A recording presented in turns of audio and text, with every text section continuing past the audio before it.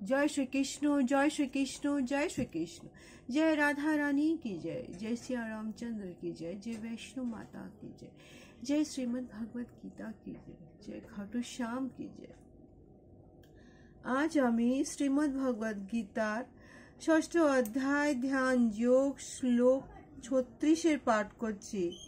असंजतः आत्मानः योगः दुष्प्राप्यः इति मे मतिः।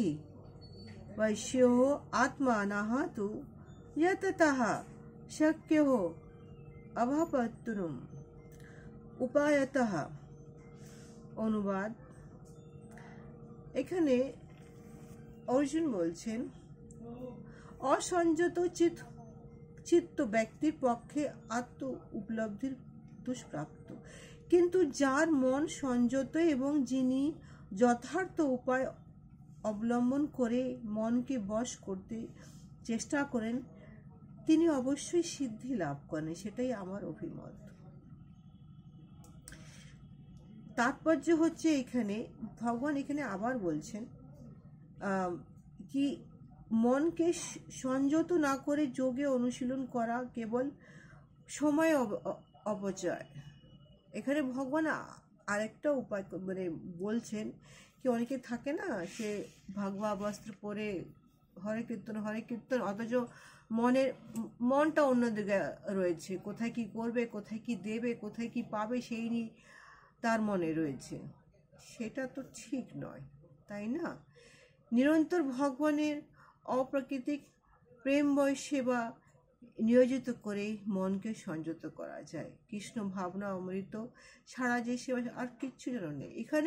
এখানে যে সব কাজ ছেড়ে দিয়ে, যেটা আমি মনে করি সব কাজ ছেড়ে দিয়ে কৃষ্ণ কৃষ্ণ হরে হরে করলে, কীর্তন করলে সেইটা হরি কীর্তন হয় না।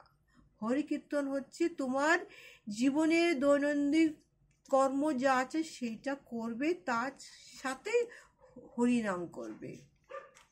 এটা হরি কীর্তন, যাতে মন হরির চরণে থাকলো আর যাতে অসংযত যারই চিত্ত থাকে সেটা আস্তে আস্তে করে হরির চরণে আসলে আপসেই সে আন্ডার কন্ট্রোল হয়ে যায়। जय श्री कृष्ण, जय श्री कृष्ण, जय श्री कृष्ण।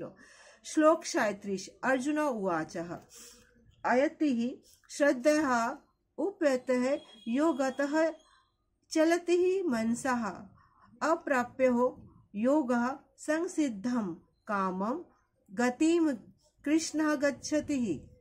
अर्जुन এই কথা অর্জুন জিজ্ঞেস করে বললেন, হে কৃষ্ণ, যদি প্রথমে শ্রদ্ধা সহকারে যোগ যুক্ত হয়ে পরে চিত্তচাঞ্চল্য হেতু ভ্রষ্ট হয়ে যোগের সিদ্ধি লাভ করতে না পারে তবে সেই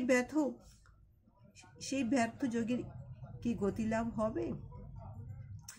তাৎপর্য হচ্ছে এইটা কি যখন আমরা দেখি না অনেকে মন্দিরে যাচ্ছি, অনেক জায়গায় যাচ্ছি, কৃষ্ণ নাম করছি, পূজাপাঠ করছি, প্রথম আমরা খুব ঠাকুরের মন দিচ্ছি, তারপরে কিছু হচ্ছে কিছুক্ষণ পরে না আর ভালো লাগছে না, ওই কাজটা আছে সেটা করলে ভালো হতো, মানে এই ধরনের নানা রকমের কথা আস্তে আস্তে করে মনের মধ্যে আসতে থাকে আর মন চঞ্চল হয়ে ওঠে। তখন কি হয়, মন তখন সেই সময় সেই কৃষ্ণের চরণে নেই, সে শুধু সেই কাজে ঘুরে বেড়াচ্ছে। তখনই অর্জুন বলছে কি হে কৃষ্ণ, সেটা হলে কি তার কি যোগী লাভ সম্ভব? এখানে আবার বলা হচ্ছে, কৃষ্ণ আবার বলে এখানে কি অনুশীলন, জীবনের অনুশীলনটা সব থেকে বড় প্রয়োজন। জীবন অনুশীলন ভগবানের কি সম্পর্ক এবং কিভাবে ভগবানের সঙ্গে তার সম্পর্ক পুনঃপ্রতিষ্ঠা করতে গেলে কৃষ্ণ ভাবনাময় মানে অনুশীলনটা অতি আবশ্যক। যেটা আমি অনুভব করি সেটা হচ্ছে এটা কি তোমার দৈনন্দিন জীবনের যা কর্ম আছে সেটা করো, তার সঙ্গে সেই কৃষ্ণকে ডাকো, মনটা যেন কৃষ্ণের মধ্যে করো কি ভগবান আমি যা করছি সবটার মধ্যে যেন তুমি থেকো, সাক্ষী হই। তবেই সেটা মনটা অনুশীলনী সেটা হয়ে যাবে। জয় শ্রীকৃষ্ণ, জয় শ্রীকৃষ্ণ, জয় শ্রীকৃষ্ণ।